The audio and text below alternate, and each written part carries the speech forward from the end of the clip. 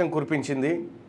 మొత్తానికి మూడో ప్రపంచ యుద్ధానికి సంకేతాలు అయితే స్పష్టంగా మొన్నటి నుంచే కనిపిస్తూ ఉన్నాయి. అమెరికా కూడా ఇరాన్ పైన దాడులు చేస్తే మేము చూస్తూ ఊరుకోమని ఇటు చైనా అటు రష్యా ఇవి చెప్పినాయి. మరి ఒక్కసారి దాడులు చేసేసినాయి. దాడులు చేసిన తర్వాత ఇప్పుడు పరిస్థితి ఏంది? ఇరాన్ అణు కేంద్రాలన్నీ ధ్వంసమైపోయినాయి.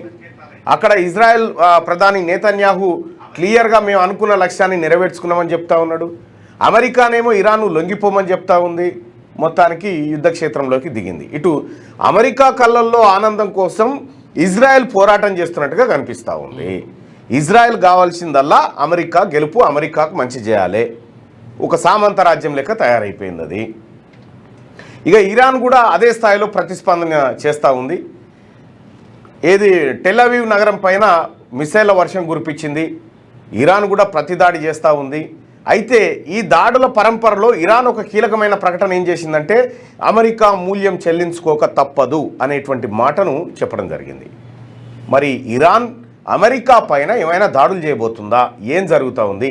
అమెరికాను ఎదుర్కొనే శక్తి ఇరాన్ దగ్గర ఉందా? ఇట్లా అనేకమైనటువంటి ప్రశ్నలు వస్తూ ఉన్నాయి. అమెరికా ఎప్పుడైతే ఇజ్రాయెల్ తరఫున ఎంటర్ అయిపోయిందో మరి అమెరికాకు ధీటుగా ఉన్నటువంటి చైనా, రష్యా ఇటువంటి దేశాలు ఎటువంటి నిర్ణయం తీసుకుంటాయి ఈ ఇరాన్ విషయంలో అనేది చూడాలి. ఒకవేళ అవి కూడా ఎంటర్ అయినాయి అంటే ఇక కథమే, ఇక ఏం లేదు, విధ్వంసమే.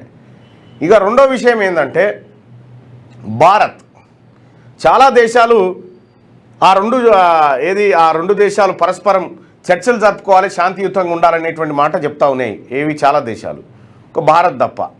ఎందుకంటే భారత్కు ఇప్పుడు అమెరికా గెలవడం ఇంపార్టెంటో ఇజ్రాయెల్ గెలవడం ఇంపార్టెంటో, భారత్ అలీన విధానం అటు కాకుండా ఇటు కాకుండా మధ్యలో ఉంటుంది కాబట్టి అలీన విధానం కుయిక్కుమన్నది కైక్కుమన్నది.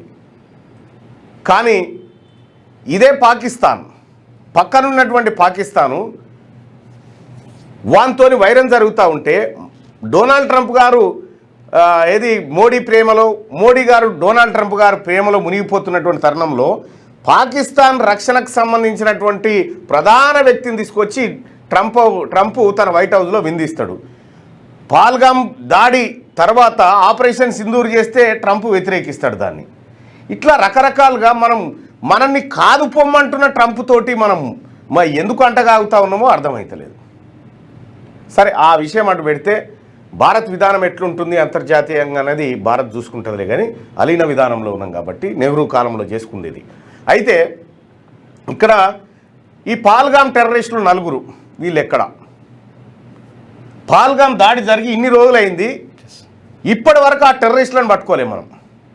ఆ టెర్రరిస్టులకు ఆశ్రయం ఇచ్చిన 2 పట్టుకున్నారని చెప్పి చెప్తా ఉన్నది ఎన్ఐఏ.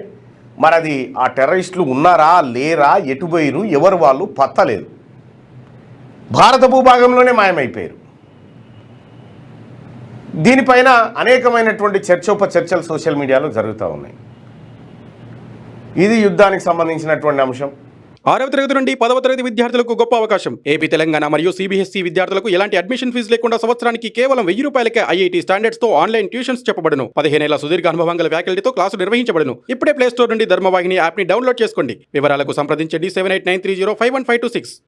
లేటెస్ట్ న్యూస్ తెలుగు మరియు ఇంగ్లీష్ అప్డేట్స్ కోసం ఇప్పుడే క్యూన్యూస్ అఫీషియల్ యాప్ ని ప్లే స్టోర్ నుండి డౌన్లోడ్ చేసుకోండి. సరికొత్త సమాచారాల కోసం క్యూన్యూస్ వెబ్సైట్ ని ఫాలో అవ్వండి. ఛానల్లో ప్రాంతీయ, జాతీయ, అంతర్జాతీయ వార్తలు వీక్షించండి. లైక్ చేయండి.